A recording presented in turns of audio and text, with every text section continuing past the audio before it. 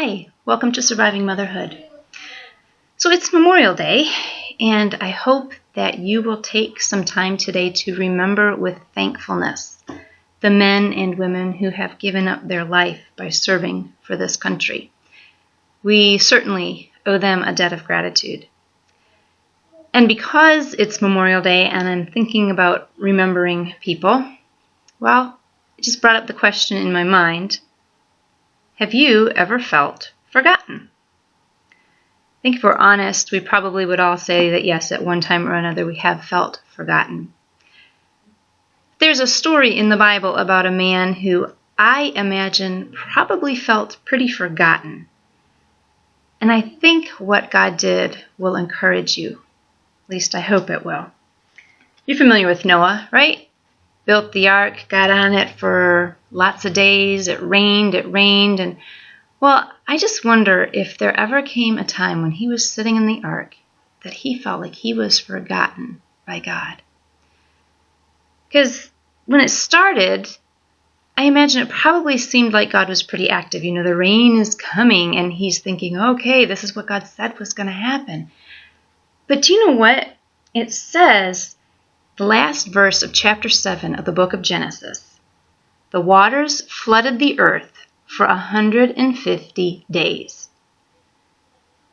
So think about this a minute with me. Noah and all of his family and all the animals are on the ark, and it's raining and it's pouring for 40 nights and 40 days, and that's got to be pretty scary. But they had to know at that time that God was active. They were remembering this is God doing this. But then they spent 150 days just sitting there. Nothing. No rain. No word from God. No idea when their little episode is going to end.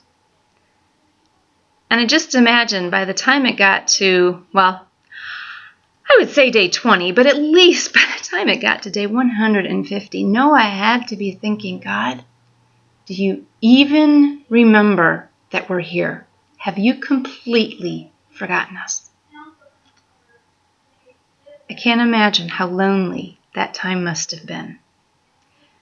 But that's why I think Genesis chapter 8, verse 1 is so encouraging. Because it says, well, first we have, the waters flooded the earth for 150 days. But God remembered Noah and all the wild animals and the livestock that were with him on the ark. And he sent a wind over the earth, and the waters receded. That first phrase, but God remembered Noah and all the wild animals and the livestock that were with him on the ark.